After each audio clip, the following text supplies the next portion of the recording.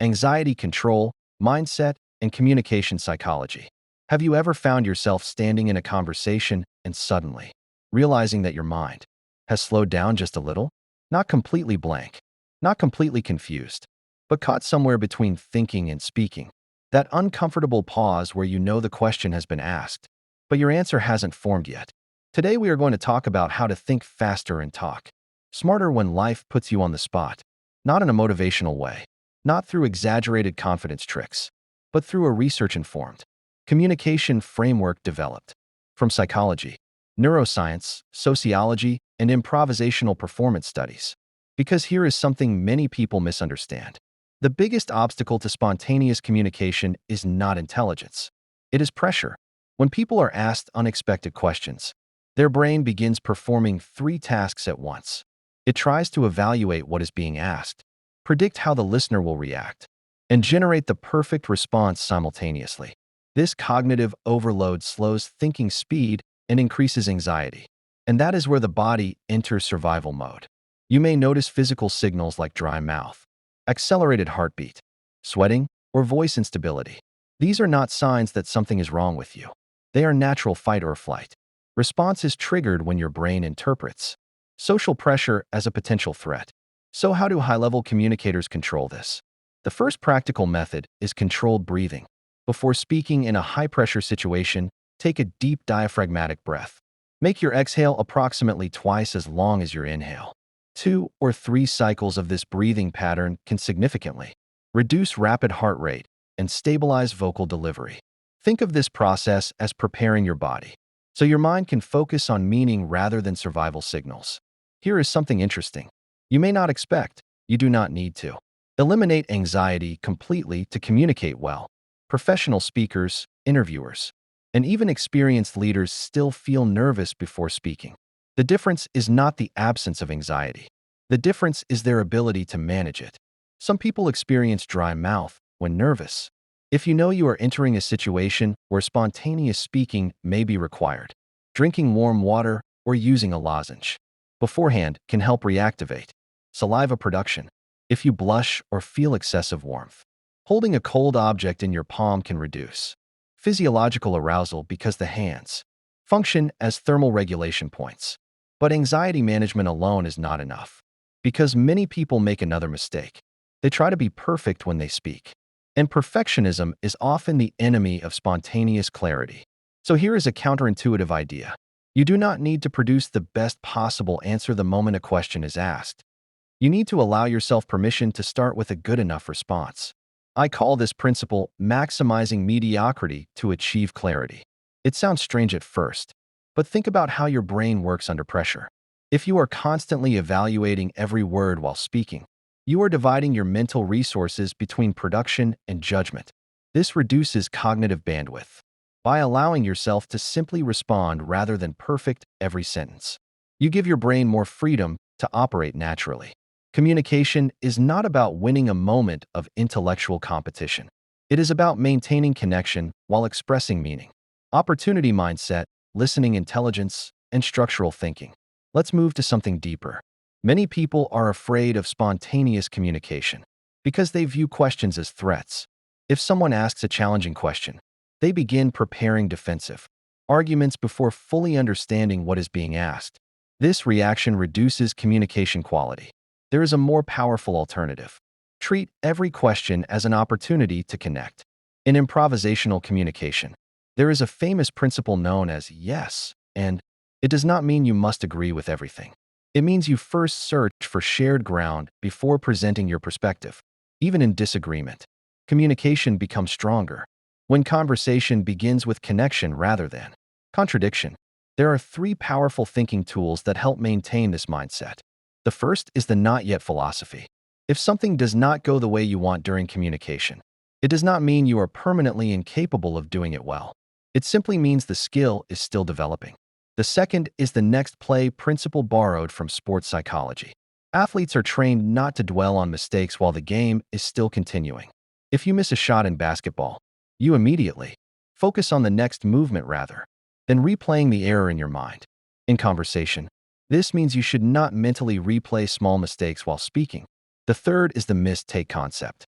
In filmmaking, directors often film the same scene multiple times. Each version is called a take. Communication works in a similar way. If something you said was not ideal, think of it as a missed take rather than a failure. You are allowed to try again.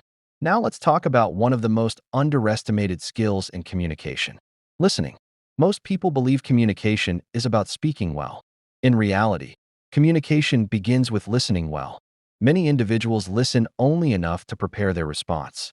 But high-level communicators listen for meaning, emotion, and intention. A useful listening framework is pace, space, and grace. Pace means mentally slowing the interaction. The modern world moves quickly, but understanding requires deliberate cognitive slowing. Space means creating either physical or psychological distance, so you can process information. Sometimes this means stepping slightly away from noise or giving yourself a moment before responding. Grace means trusting your intuition while observing context, tone, and emotional signals. When you listen deeply, focus on identifying the central idea of what the speaker is trying to express.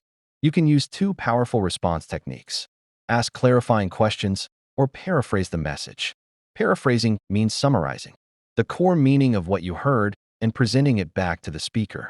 It is not mechanical repetition. It is intelligent synthesis. This behavior signals respect, understanding, and cognitive engagement. Interestingly, when people feel listened to, they tend to communicate more openly and cooperate more naturally. Structured response frameworks, focused speaking, and practical application.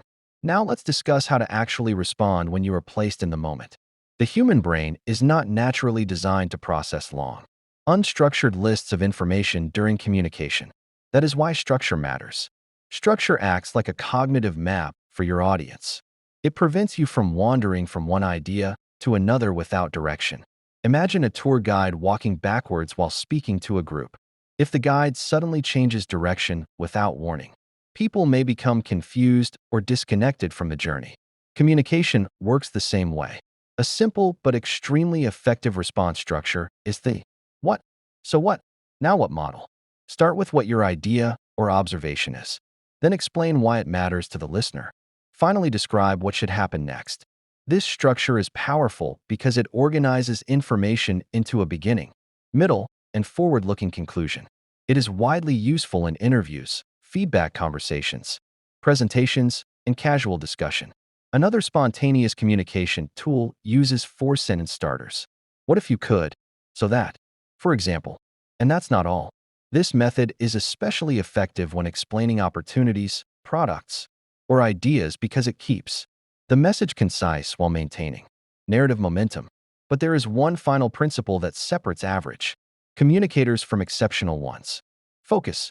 Many people speak too much when they feel nervous because they believe additional explanation will make them appear smarter. However, true authority is often expressed through precision rather than volume. Before speaking, quickly answer three internal questions. What do I want the listener to know? How do I want them to feel? What action do I want them to consider? If your response does not serve these three goals, remove unnecessary details. Remember the simple wisdom: tell people the time. Do not build them the clock. Communication is not about displaying the complexity of your thinking. It is about delivering meaning clearly. To improve this skill over time, follow three fundamental practices: repetition through real-world conversation, reflection after communication events, and feedback from mentors, colleagues, or trusted listeners. Because communication mastery is not an inherited talent, it is a cultivated skill built through consistent, deliberate practice. Think faster, speak smarter, stay present in the moment, and remember that the best communication is not the one that sounds the most intelligent. It is the one that makes other people feel understood. Advanced spontaneous communication mastery and psychological presence. Let's go even deeper. Because the difference between good communicators and exceptional communicators is often hidden inside small behavioral details that most people never consciously notice. One of the most powerful ideas in spontaneous communication is the concept of presence. Presence is not about speaking loudly or using sophisticated vocabulary. Presence is about making the listener feel that your attention is fully directed toward them in that moment. When you are speaking spontaneously, avoid mentally rushing toward the end of your sentence. Many people make this mistake because they are trying to finish quickly due to nervousness. Instead, allow your response to unfold at a natural pace. Think of communication as a controlled flow rather than a forced output. When you slow down slightly, you give your brain additional time to organize ideas while maintaining conversational authenticity. Here is another insight that may feel counterintuitive. Silence is not your enemy during conversation. A short pause before answering a question is often interpreted by high-level audiences as thoughtfulness rather than uncertainty. The modern communication culture sometimes pressures people to respond immediately, but intellectual confidence is often demonstrated through measured response time. Professional speakers, experienced negotiators, and senior leaders frequently use this technique. Pause, think, then respond, not because you are unsure, but because clarity requires processing time. Now consider emotional tone. Your answer is not evaluated only by its factual correctness. People subconsciously evaluate how you sound while delivering the message. If your tone feels defensive, rushed, or aggressive, the listener may disconnect even if your information is correct. Aim for a collaborative conversational tone. Imagine that you are not trying to win an argument. Instead, you are trying to build understanding. Communication as relationship building, not performance. Another important truth is that communication is not a performance designed to impress others. High-quality, spontaneous communication is actually a relational activity. When someone asks you a question, they are not always searching for the most technically perfect answer. Sometimes they are looking for reassurance, direction, insight, or emotional alignment. This is why listening is just as important as speaking. Remember the pace, space, and grace principle.